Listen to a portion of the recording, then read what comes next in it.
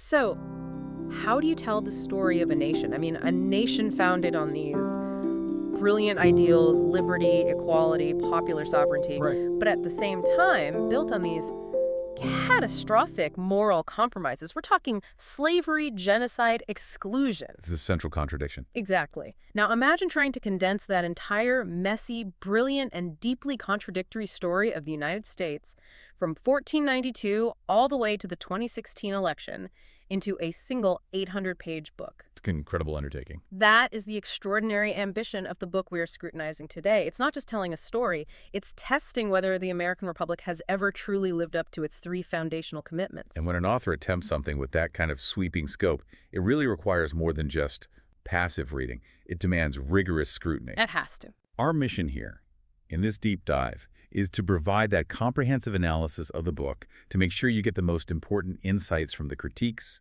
the strengths, the limitations, and the profound ethical weight of its arguments. We need to know what we can really trust here. We believe that some books must be challenged.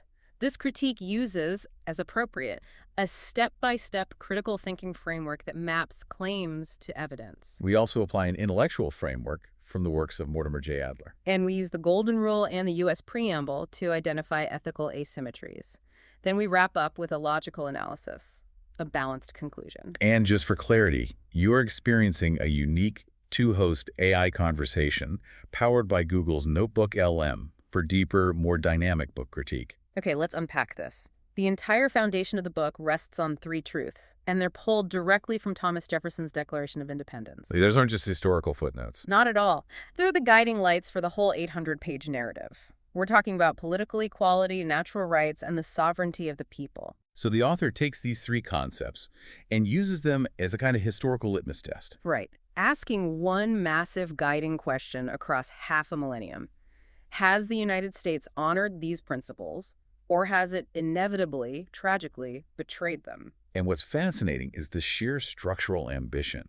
To handle that massive time frame from the colonial period right through the digital age, the book is structured thematically. Just four big sections. Four sweeping sections, yeah. She calls them the idea, the people, the state, and the machine. And it's explicitly framed as a national political history, focused heavily on how laws, institutions, media, and this is critical technology either sustain or distort democratic life. So the first big question for any serious critique has to be, does the book provide enough detail to actually assess these massive claims? When you're dealing with that much history, the information density is immense. It is. The strength, our critique found, is that the author successfully weaves together this really rich, dense narrative. It includes not just the Washingtons and Lincoln. The usual suspects. Right, but also the activists, the intellectuals, and crucially, the voices of women and people of color whose experiences are so often pushed to the margins in standard histories. And that inclusion is a massive strength. It makes the narrative feel more complete, more ethically honest, but it immediately introduces what we call the critique of compression. Yes. You simply cannot cover 5 centuries, including periods like the Civil War, the Great Depression, World War II in 800 pages, without sacrificing deep analytical detail. There's just no way. So the limitation is that many crucial events get treated in these rapid, almost impressionistic strokes. Think of a huge policy shift or a massive social movement getting maybe a page or two. Which inevitably affects the reader's sense of historical weight. It dilutes that sustained, slow, analytic depth you might need to understand why certain periods are so pivotal. Exactly. So if you're trying to understand, say, the complex economic forces of the late 19th century, you might feel the book just speeds right past them. Because its focus is always relentlessly driven back to testing those three core political truths. Which leads us nicely to the second major claim. And this is where the logical framework of the book really starts to shine. The author brings in a crucial secondary claim about the shifting nature of truth itself. Okay, this is where it gets really interesting for modern audiences. The book argues that how truth is defined, communicated, and yes, manipulated, has fundamentally changed because of evolving technologies. So think the rise of mass newspapers in the 19th century. Then radio and television. The invention of mass political polling. And now, of course, the total dominance of digital media. Each technological shift reconfigures the public sphere, changing what we even accept as reality. And the logical connection the book draws is extremely sharp and, frankly, a little terrifying. Lepore argues that this erosion of shared, verifiable, empirical reality directly threatens the very possibility of self-government. Because democracy requires a shared baseline. It does. If people can't agree on basic, verifiable facts, what's happening in the economy, who won an election, what the climate is doing, the ability to have rational public deliberation just vanishes. Our analysis found the logical strength of the book is highest right here in this section. It masterfully ties these structural changes directly to the weakening of public deliberation. Like the shift in political strategy after World War II. Yes, showing how the rise of mass polling and political consulting started to treat public opinion not as something to be educated through debate, But as something to be measured. measured and then manipulated using targeted messaging and increasingly partisan media. The tools meant to measure democracy become the tools used to engineer it. This deep dive into media leads to the book's really dramatic conclusion that these fragmented, data-driven, siloed media ecosystems are actively bringing the polity to the brink of a second civil war. Which sounds hyperbolic. It does, but critics note the claim is deeply grounded in trends we all recognize. Radical ideological sorting, unprecedented polarization, the sheer force of sophisticated disinformation campaigns. It makes a compelling case that the current political crisis isn't just about politicians, but about the fundamental architecture of our shared reality. Okay, let's turn to the intellectual standards of clarity and conceptual coherence. Despite the huge scope, the critique confirms that on these points, the book generally satisfies. The prose is lucid, often lyrical even. It makes really complex policy and social history accessible to just a curious reader. And because it keeps coming back to those three founding truths, the through line is conceptually clear. It's philosophically coherent. We always know what the author is measuring America against. But the analysis gets a little uneven when we apply the standards of depth and fairness, particularly with interpretation. Right. While the book is structurally clear, critics argue that the underlying interpretive framework is, well, fundamentally a liberal-nationalist one. Which means the narrative tends to privilege stories where reforms, abolition, women's suffrage, civil rights succeed by appealing to existing American ideals. Essentially arguing that the system, though flawed, can ultimately correct itself. But isn't the challenge of any unified national history that you have to prioritize? Are critics asking for a different book? Or pointing out a real flaw in the premise? Because the consequence of that focus is that it can sideline more radical traditions. And that's the core tension. These radical traditions are the ones that don't just ask America to live up to its promise. They challenge the promises themselves as fundamentally compromised or exclusionary from the very start. So critics would argue a focus on reforming U.S. governance might overshadow the histories of groups like Black separatists or some indigenous nations who actively rejected the U.S. civic project entirely. Precisely. It's a question of whether the narrative is inclusive enough to hold stories that reject that central national ideal. It definitely forces you to consider whose story gets the spotlight. Before we move on to the ethical assessment, let's take a quick moment for reflection. When you think about U.S. history, whose experiences do you instinctively treat as central to the narrative, and whose do you often treat as just the background context for that central story? Reflecting on that balance, that question of who is central and who is peripheral, is key to critical engagement. We encourage exactly this kind of thinking on our YouTube channel, Mindful Moments, which offers AI-supported book analysis, summaries, critiques, and conversations that push you beyond passive reading into active reasoning and clearer thought. Okay, moving now to the ethical core of the book.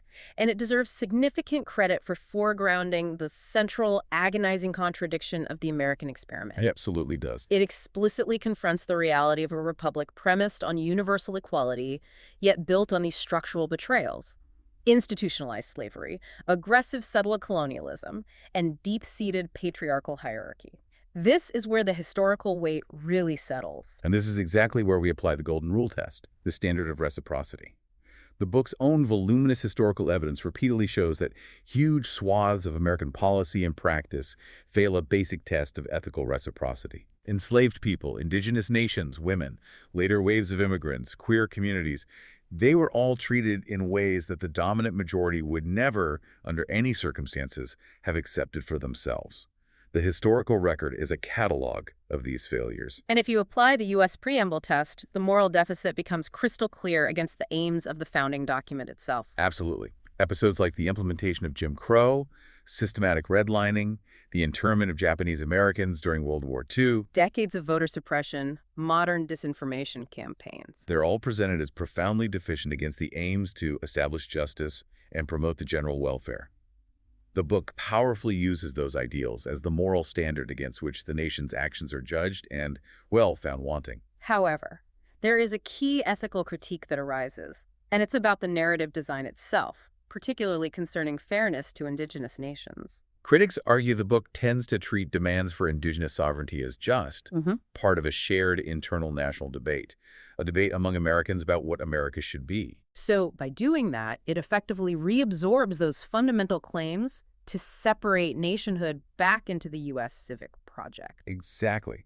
Instead of viewing Indigenous sovereignty as a competing, separate claim, a completely different political philosophy, the book frames it as another chapter in the U.S. struggle for justice. So it understates the possibility that some groups fundamentally reject the national frame as unjust in its very foundations. Precisely. Regardless of how many ideals are successfully realized for other groups. That is the ethical asymmetry in how the narrative is constructed. We've established the book's logical strength in analyzing media and technology, but critics point out logical gaps elsewhere, especially in the structure. The central critique is that the book's insistence on the nation-state, the United States, as the primary overarching historical frame Is maybe ill-suited for today's challenges. increasingly ill-suited, for our major global challenges. Think about it. The major issues confronting us now, the climate crisis, global supply chains, massive transnational capitalism, migration, they routinely violate and ignore national boundaries. They require international solutions. Right. So critics argue that by locking the entire history into a framework whose goal is to assess whether the nation can save itself, the author inadvertently dismisses forces that are inherently transnational. The history, they suggest, feels too contained. Too focused on the political center to account for the borderless nature of 21st century problems. That makes perfect sense. If you're tracing the history of wealth inequality, focusing purely on U.S. tax law tells only half the story. You miss the offshore banking, the global labor dynamics. All the capital that defies national jurisdiction. And that selectivity ties into the analysis of the book as a whole. While scholars widely recognize it as a tour de force, a monumental achievement in synthesis and storytelling, they often fault it for being idiosyncratic and selective. Meaning, relative to the intense focus on politics, media, and technology, certain key elements are left underdeveloped. We're talking entire regions of the country, crucial economic dynamics outside of Wall Street, or the deep, enduring influence of various religious traditions. This selectivity, though it's necessary for compression, it inevitably shapes the historical narrative. Okay, so let's conclude the analysis by looking at the book's unresolved tonal mix, which I think is fascinating.